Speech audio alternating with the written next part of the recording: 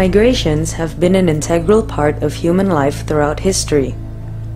Ecological pressures, warfare, slavery, trade, or the simple pursuit for a better life have motivated humans to migrate, whether in short or long distances, throughout the world.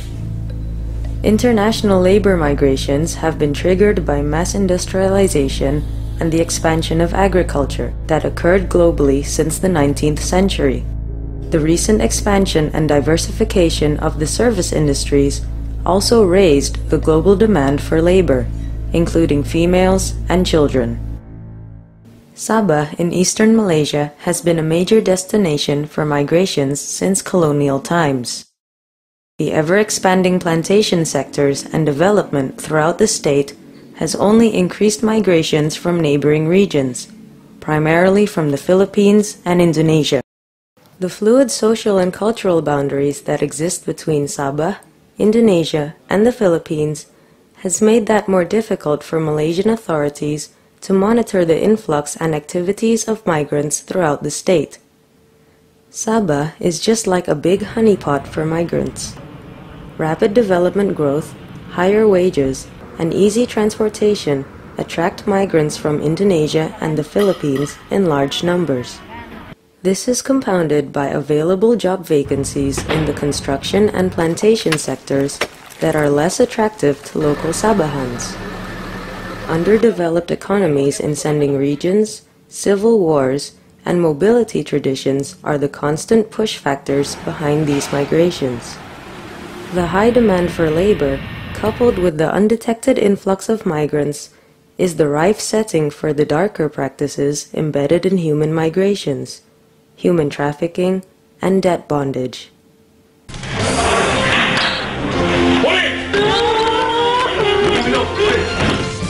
Hasrat cari rezeki halal berakhir jadi hamba seks.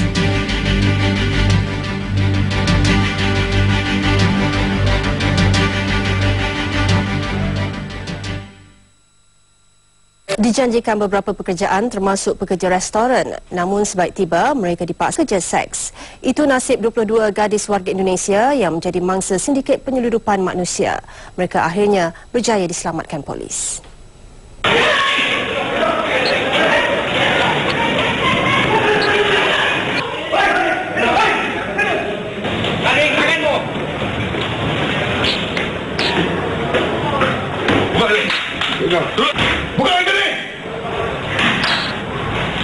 Kejayaan polis itu hasil intipan selama 15 hari. Akhirnya, lewat petang semalam, rumah kedai 2 tingkat di Kompleks Fulong Keningau ini diserbu. Ia diketuai Timbalan Ketua Jabatan Siasatan Jenayah Sabah, Pemangku Asisten Komisioner Muhammad Khalil Kadir Muhammad. Dalam ops pintas ini, 22 gadis warga Indonesia diselamatkan. Mereka berusia antara 16 hingga 32 tahun. Ketika diserbu, mereka berada dalam beberapa bilik. Difahamkan bagi setiap khidmat seks, pelanggan perlu membayar RM40. 2 dipercayai bapa ayam serta 9 pelanggan turut ditahan ketika cuba melarikan diri. Pemeriksaan mendapati semua gadis berkenaan tiada dokumen pengenalan diri. Siasatan kes mengikut Seksyen 13 Akta Memperdagangkan Manusia 2007 kerana memaksa gadis berkenaan menjadi pelacur. Jika sabit kesalahan, penjara maksimum 20 tahun dan denda. Everything related to trafficking cannot be separated from the act of migration. Movement of persons from one country or locality to another, exposing themselves so vulnerably to a possibility of incurring loss or misfortune by many forms of exploitation by traffickers. In the vast majority of cases, the actual movement aspects of the trafficking process appear to be deceptively voluntary, in the sense that most persons have made the decision to travel for work themselves, within the often limited range of choices available.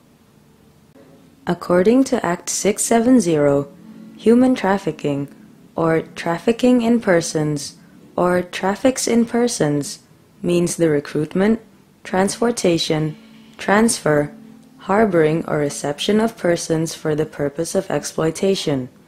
Any person who traffics in persons not being a child, by means of coercion, of abduction, of fraud, of deception, of the abuse of power, or of a position of vulnerability, or of the giving or receiving of payment or benefits, to achieve the consent of a person having control over another person for the purpose of exploitation, commits a human trafficking offense.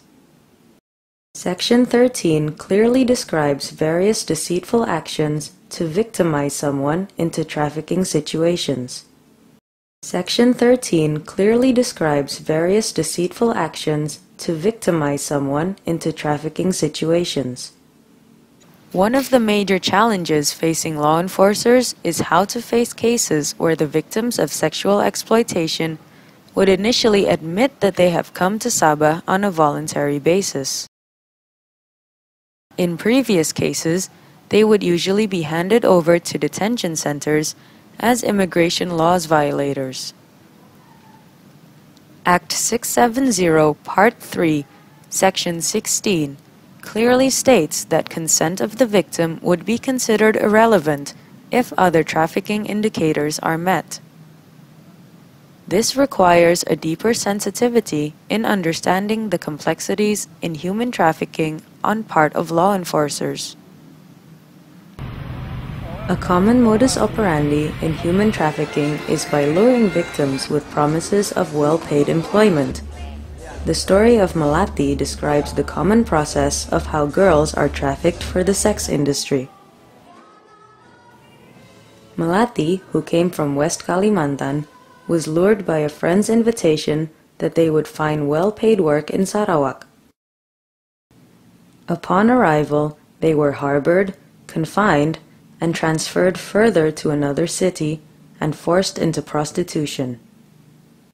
Itu pun saya sekolah dari kecil pun sudah memang dari rumah tuh memang saya keluar sudah ndak di rumah, nggak ikut orang tua, nggak ikut siapa-siapa ya. Saya SMP itu udah ngekos sendiri, bukan ndak betah di rumah karena tadi mama ngurus diri masing-masing, bapak ngurus diri masing-masing, jadi kita ngurus diri masing-masing. Dulu memang cita-citanya kepingin kerja di office. Tengok tetangga itu kan kalau keluar itu pakai bajunya agak sopan, suka saya tengok. Ya dulu kan ada kawan juga di sana susah kan, jadi kata dia ajak lah, ayo Mel kita pergi ke Malaysia. Dia bilang kerja apa? Ya pertama sih dia cakap kerja kedai lah itu. Nah kerja kedai, langsung pergi lah, saya pun ikut. Tapi dia simpan saya tuh di Kuching sana tempat agent. Nah agent bawa saya ke Limbang itu, agent dari Kuching orang Malaysia. 7 hari lah di Kuching tuh kan.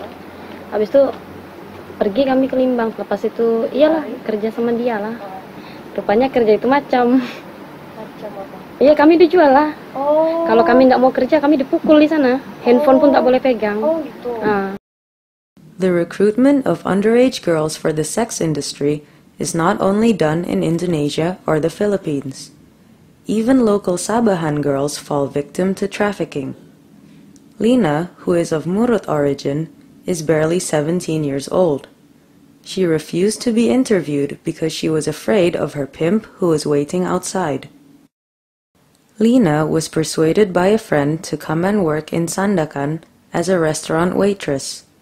She soon found herself forced into prostitution. Children or persons below the age of 18 are not considered responsible for their actions. Therefore, any indication of consent to work under recruitment is irrelevant to exclude them from trafficking conditions, as long as they have been transported out of their hometown. A similar fate happened to Marcus from Eastern Flores, Indonesia. He was lured by his own friend back home to come to Sabah with promises of a high working salary. He has been in Sabah for a year. Yang pertama kami sementara kerja kebun, Mbak. Jadi tiba-tiba dari balik kampung balik di sana lah. Dia bilang bagus lagi, tak payah kamu kerja sini lah, kita pergi Malaysia saja lah. Jadi kami terpaksa ikut lah. Dia bilang habis di sana kalau 1 bulan kau boleh terima 2.000 lebih. Jadi kerja sampai 6 bulan, sampai 3 bulan kami tanya kami punya gaji, dia bilang nanti dulu. Jadi kami sabar saja lah. Sampai 3 bulan lagi kami tunggu, dia bilang gaji mau naik sudah. Jadi kami tunggulah, bilang bos mau bawa gaji naik kan. Dia tunggu tiada juga. Jadi belanja apa semua pun tiada sudah. Kami tiada duit betul sudah, Pak. Habis 6 bulan tiada gaji kan. Di sini kami tanya kami punya paspor, dia bilang sudah kena jamin. Tapi reset apa semua di tangan kami tiada. Dia bilang itu kamu punya gaji, ada sudah, tapi kamu naik dulu lah. Habis ada yang kena potong sudah paspor, tapi reset tiada di tangan kami. Jadi terpaksa kami tidak tahan sudah, tapi naik sudah lah. Lari lagi pergi lain tempat sampai sekarang.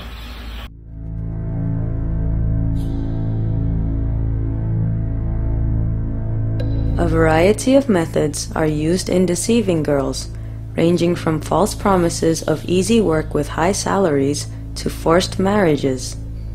The common method used in luring girls into prostitution is described by Udin, an Indonesian working as a pimp in Tawau. Jadi saya menceburi dunia Bapak Ayang ini sekitar tahun 2000-an.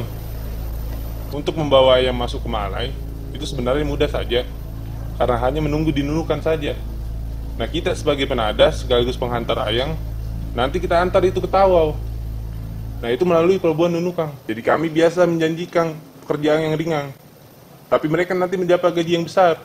Atau juga, bisa juga kami menikahi gadis-gadis ini, tapi itu bermodalkan uang yang besar. Jadi setelah selesai pernikahan, nah kita mulai bujuk kepada Ayang tersebut untuk mau dibawa ke Malaysia. Nah, bahkan kadang kami menyuruh mempengaruhi gadis kampungnya untuk diajak juga ke Malaysia, karena itu dapat untung yang besar.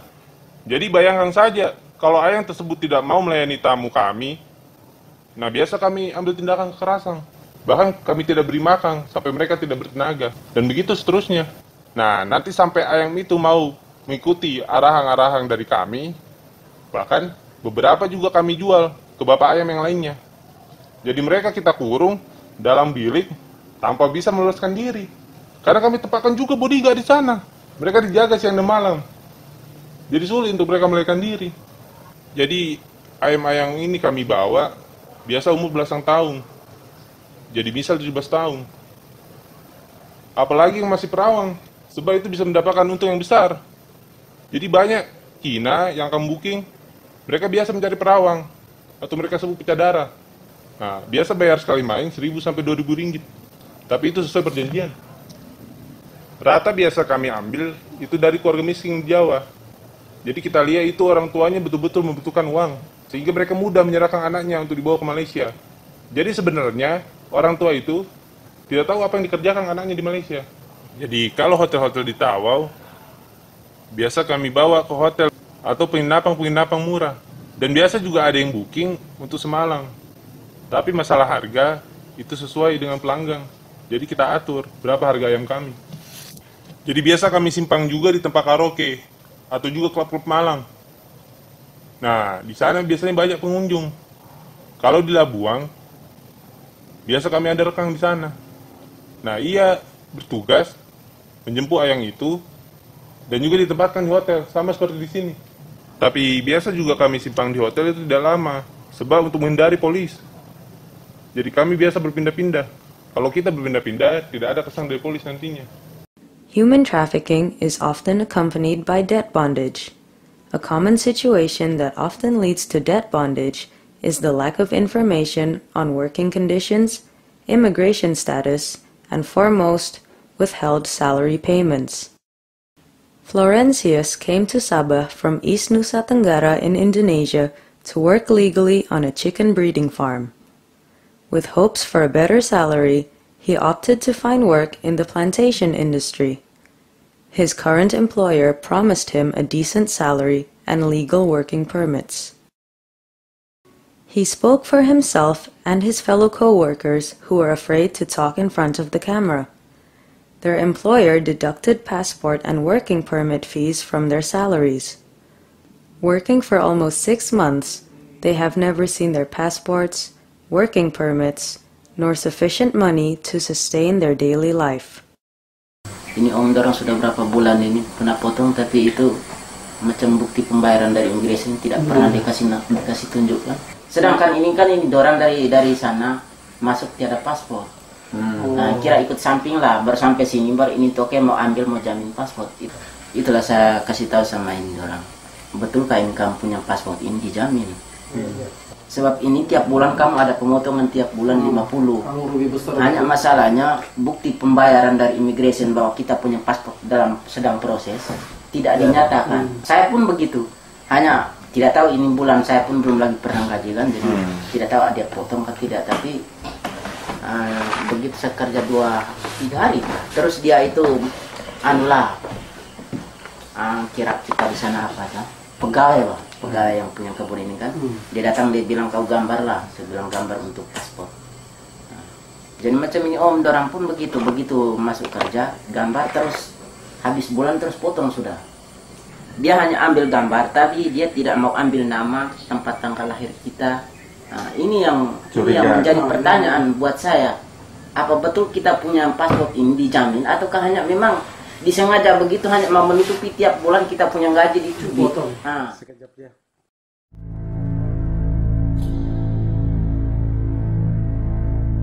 Selamat pagi pemirsa, setelah bekerja di Malaysia selama 6 tahun, Sumarsih warga Blitar, Jawa Timur pulang dengan tubuh penuh luka akibat disiksa majikannya.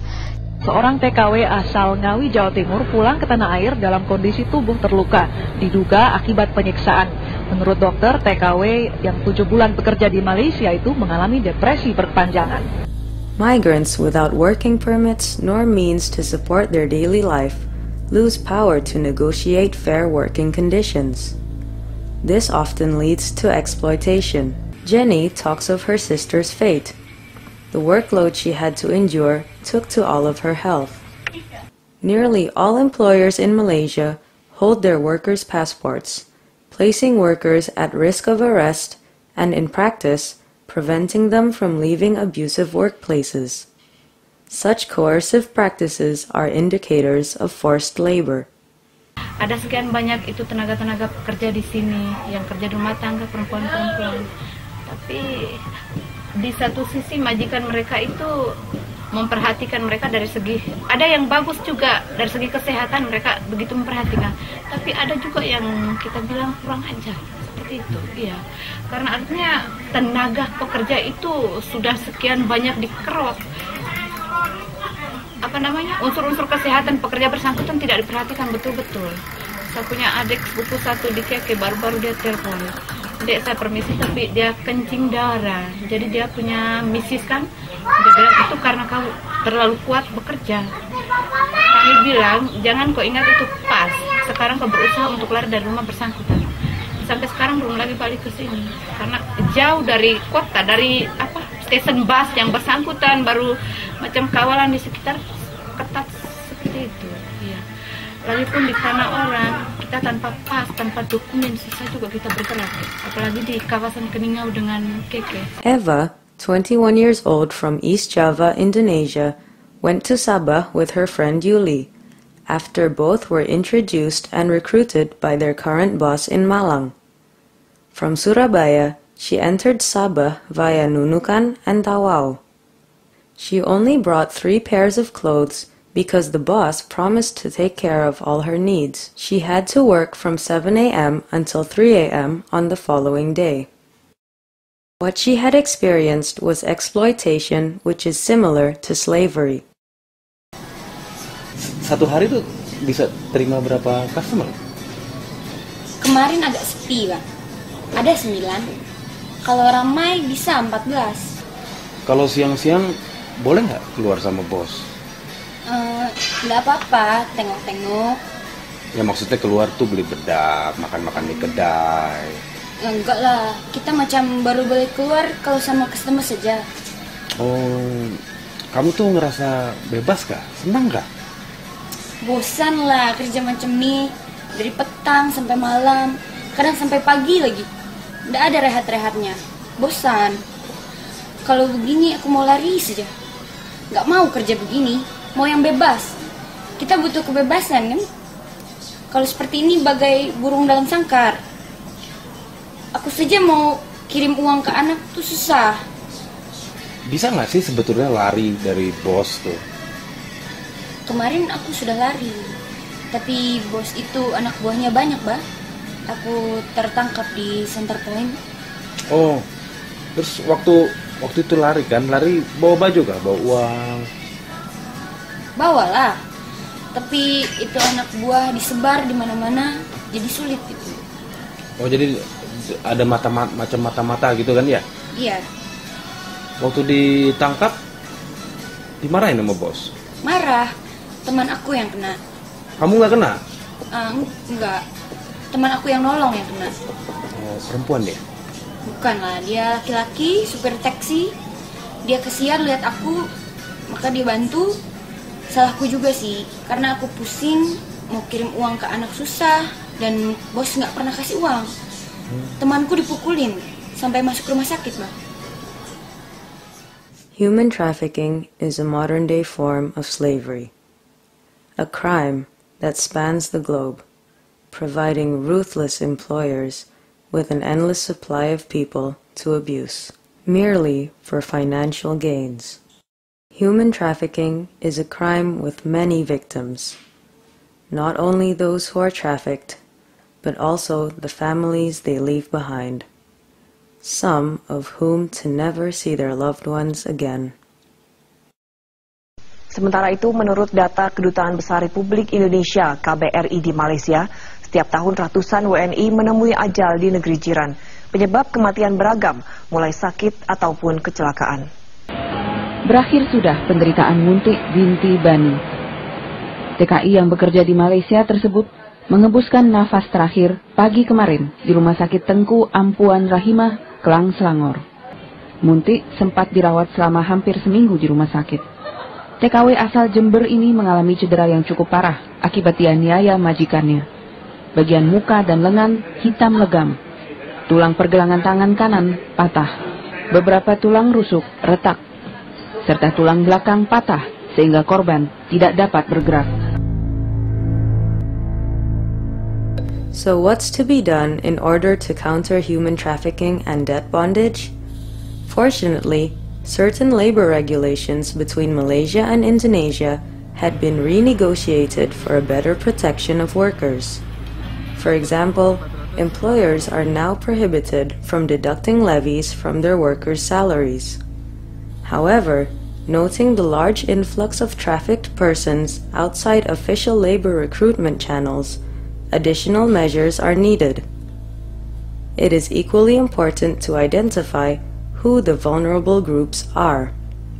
Traffickers do not only target foreign migrants such as Indonesians and Filipinos. Local Sabahans, especially youth from poor families, are equally vulnerable for falling victim to human trafficking. Ini pun boleh dikatakan sebagai human trafficking, tapi daripada di Malaysia, dalaman, intra. Mungkin dari segi maklumat, fakta belia pun kita perlu tahu. Di Sabah, pada tahun lalu, kita ada lebih kurang 1,4225 juta belia yang berumur di antara 15 hingga 40 tahun. Memang ramai juga nak dijaga, nak diterajui. The Anti-Trafficking in Persons Law, such as Act 670, which came to effect in Malaysia since 2007, is a more comprehensive legal instrument to target traffickers, while at the same time offering better protection for victims. Malaysia was previously ranked into the Tier 3 category on the anti-trafficking watch list issued by the U.S. State Department in 2009. Aware of this situation, the International Catholic Migration Commission has initiated cross-border initiatives to bring together both Malaysian and Indonesian law enforcement agencies, policymakers, and other civilian stakeholders through a number of bilateral workshops.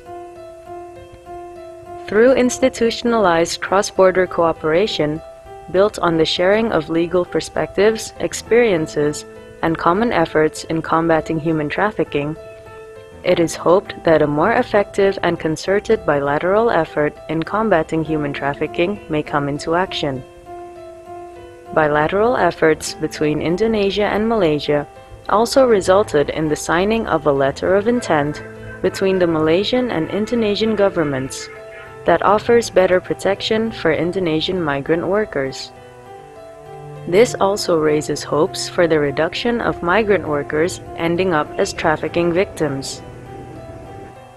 Anti-trafficking measures in Malaysia culminated in the formation of the Majelis Anti Pemerdagangan Orang, which is specifically aimed at enforcing the Anti-Human Trafficking Act 670.